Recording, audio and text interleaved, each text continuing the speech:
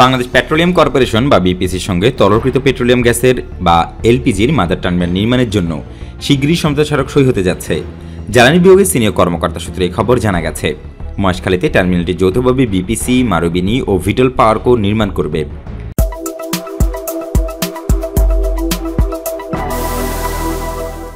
জ্বালানি বিভাগের নাম প্রকাশে অনিচ্ছুক এক কর্মকর্তা জানান, বিপিসি সমঝোতা স্মারক সই করার জন্য অনুমোদন চেয়েছিল।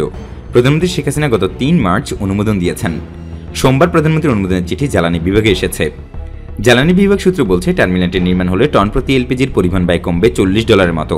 এতে গ্রাহকের কাছে আরও সাশ্রয়ী দরে এলপিজি পৌঁছানো যাবে। এখন এলপিজি পরিবহনের জন্য টন প্রতি ব্যয় হচ্ছে $110। এই টার্মিনাল নির্মাণ হলে এলপিজি পরিবহন ব্যয় নেমে আসবে $65। প্রকল্পটির নির্মাণ ব্যয় হবে $305 মিলিয়ন। প্রকল্পটিতে বিপিসি এবং ভিটল পাওয়ার কোর 30% করে 60% এবং মারুবিনির 40% অংশীদারিত্ব থাকছে। প্রকল্পটি আনুষ্ঠানিক কার্যক্রম শুরুর 10 বছর পর বিপিসির কাছে শতভাগ শেয়ার হস্তান্তর করবে ভিটল এবং মারুবিনি, অর্থাৎ তখন প্রকল্পটির পুরো মালিকানা সরকারের হাতে চলে আসবে। বিপিসি সূত্র জানায়, প্রস্তাবিত এলপিজি টার্মিনালের অপারেশন ক্ষমতা হবে বার্ষিক প্রায় 10 থেকে 12 লাখ মেট্রিক টন। টার্মিনালের জেটিতে প্রায় 40,000 মেট্রিক টন ধারণ ক্ষমতার এলপি গ্যাসবাহী জাহাজ নোঙর করার ব্যবস্থা থাকবে।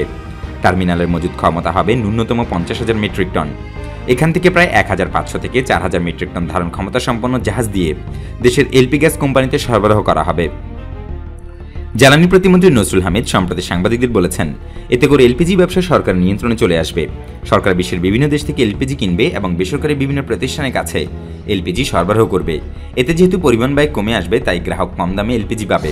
গ্রাহকের সেবা করাই সরকারের প্রধান উদ্দেশ্য বলে জানান তিনি। বর্তমানে দেশে 27টি এলপিজি বোতলজাতকরণ কারখানা রয়েছে।